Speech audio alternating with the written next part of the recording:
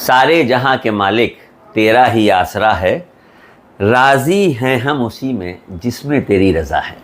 بہت پیاری یہ لائنیں ہیں، اور یہ میں نے اس لیے سنائی کہ اکثر ایسا ہوتا ہے کہ ہم اس دور کے جو انسان ہیں وہ کسی چیز کی خواہش کرتے ہیں، اللہ سے کچھ مانگتے ہیں، زور دے کے مانگتے ہیں، شدت سے مانگتے ہیں، لیکن کسی مصلحت کے تحت اس میں دیر لگ رہی ہوتی ہے۔ تو ہمیں بدگمان نہیں ہونا چاہیے، ہمیں بالکل قطعی یہ نہیں سوچنا چاہیے کہ آخر کیا بات ہے کہ میری بات کیوں نہیں اللہ سن رہا ہے، میری خواہشیں کیوں نہیں پوری کر رہا ہے۔ نہ، ہر چیز میں اس کی مصلحت ہوتی ہے، اور کبھی کبھی وہ جو مصلحت چھپی ہوتی ہے اس کا اتنا اجر ملتا ہے، اتنا اجر عظیم ملتا ہے کہ بندہ حیران ہو جاتا ہے کہ یہ کیا ہو گیا۔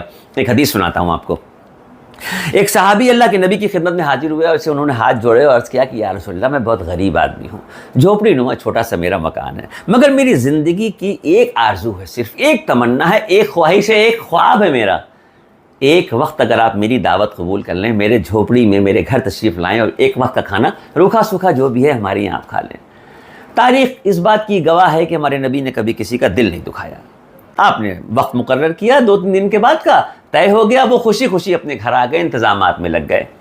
وقت مقرری کے حساب سے اللہ کے نبی وہاں تشریف لائے، انہوں نے ادب و احترام سے استقبال کیا، اللہ کے نبی کے بیٹھنے کا انتظام تھا، بیٹھایا، اور اندر چلے گئے گھر میں اپنے پانی وغیرہ لینے کے لیے۔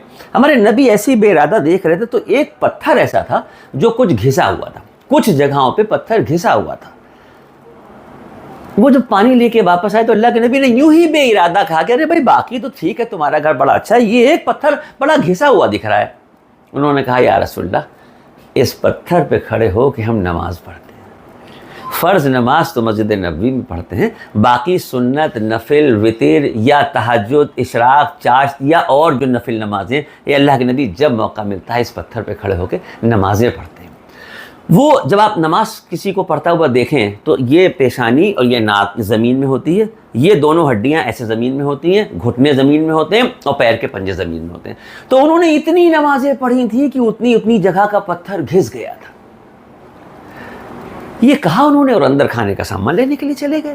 وہ جیسے ہی اندر گئے، جبرائیل علیہ السلام تشریف لے آئے، عرض کیا کہ یا رسول اللہ، اس شخص کی ایک بھی نماز قبول نہیں ہوئی ہے۔ آئے ہائے، اس دور کے کوئی انسان ہوتا، ہم لوگ کوئی ہوتے تو بدگمان ہو جاتے، طرح طرح کے خیال آنے لگتے، طرح طرح کی بات سوچ لیتے۔ اللہ کے نبی یہ سن کے حیران تھے، اور اس کے بعد وہ اپنے گھر سے کھانے کا سامان اندر سے لے کے آئے، ٹرے جیسے انہوں نے رکھی تو ہمارے نبی نے فرمایا کہ بھائی رکو ایک منٹ، ٹھہرو، یہ ماجرا کیا ہے؟